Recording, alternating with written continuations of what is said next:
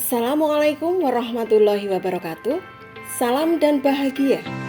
Selamat berjumpa lagi dengan saya, Andriani Triwulandari, calon guru penggerak angkatan 7 dari SMA Negeri 6 Yogyakarta.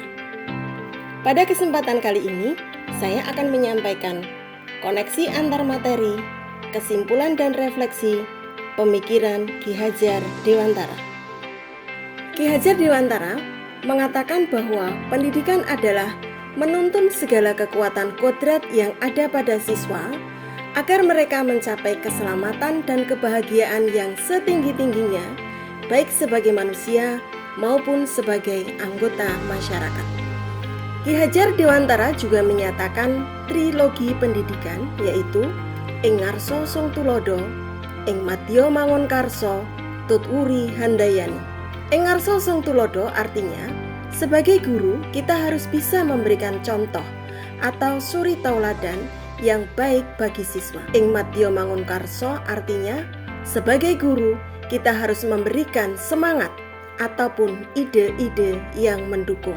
Dan tut wuri handayani artinya, sebagai seorang guru dari belakang kita harus memberikan dorongan atau motivasi. Kodrat alam dan kodrat zaman menurut Ki Hajar Dewantara. Kodrat alam berkaitan dengan sifat dan bentuk lingkungan di mana anak itu berada. Artinya bahwa setiap anak sudah membawa sifat atau karakter masing-masing.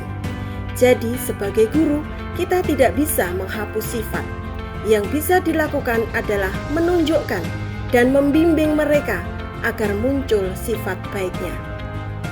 Sedangkan kodrat zaman bisa diartikan bahwa kita sebagai guru harus membekali keterampilan kepada siswa sesuai dengan zamannya, agar mereka bisa hidup, berkarya, dan menyesuaikan diri.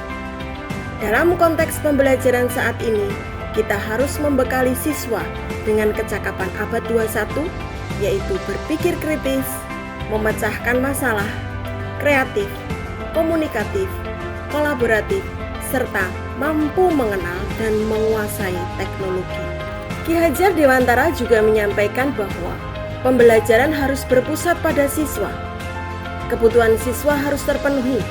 Siswa harus merasa aman, nyaman, dan berharga, sehingga akan muncul kesadaran untuk belajar. Sedangkan budi pekerti merupakan perpaduan antara gerak pikiran, perasaan, dan kehendak, sehingga menimbulkan tenaga. Dapat dikatakan juga bahwa budi pekerti sebagai hasil perpaduan antara cipta dan karsa, sehingga menghasilkan karya.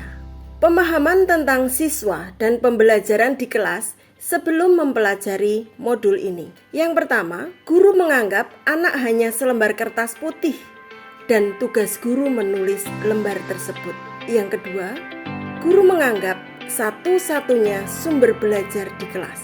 Ketiga, guru kurang begitu memahami karakteristik siswa. Dan yang keempat, guru masih dominan pada proses pembelajaran sehingga semua siswa harus tunduk kepada guru serta masih fokus pada pencapaian nilai pengetahuan atau kognitif dengan menggunakan parameter pencapaian nilai ketuntasan minimal. Pemahaman setelah mempelajari modul. Pertama, setiap siswa memiliki karakteristik, minat, dan bakat yang berbeda-beda. Guru tidak boleh memaksakan siswa untuk memahami semua materi pelajaran, namun hanya menuntun dan mengarahkan agar siswa dapat berkembang sesuai dengan bakat dan minat yang ada. Yang kedua, kegiatan pembelajaran seharusnya berpusat pada siswa, dan sebagai seorang guru harus dapat menghamba kepada siswanya. 3.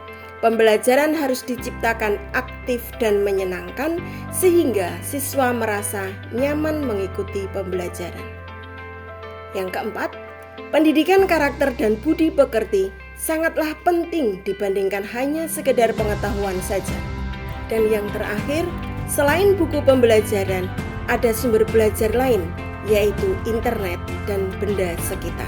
Kegiatan yang akan dilakukan agar kelas mencerminkan pemikiran Ki Hajar Dewantara, yaitu merancang pembelajaran yang aktif dan menyenangkan, mengenali karakteristik dan latar belakang siswa, melakukan pendekatan emosional kepada siswa melalui cerita, berbagai pengalaman, dan motivasi melakukan pembelajaran yang berpusat pada siswa. Memfasilitasi siswa dalam mengembangkan potensi dan kreativitasnya sesuai minat dan bakat masing-masing. Menyeimbangkan aspek kognitif, afektif, dan psikomotorik, serta melakukan pembiasaan pendidikan karakter secara berkesinambungan, melatih kecakapan abad 21 untuk siswa seperti berpikir kritis, kreatif, komunikatif, kolaboratif, serta mampu mengenal dan menguasai teknologi. Tidak hanya itu, kehadiran guru sebagai orang tua di sekolah harus mampu mengayomi siswa, mengajarkan budi pekerti, dan memberikan kasih sayang. Ayo, mari kita ciptakan generasi bangsa yang hebat dan luar biasa dengan menerapkan pemikiran Ki Hajar Dewantara. Demikian penjelasan saya tentang koneksi antar materi, kesimpulan dan refleksi pemikiran Ki Hajar Dewantara. Terima kasih. Wassalamualaikum warahmatullahi wabarakatuh. Salam dan bahagia.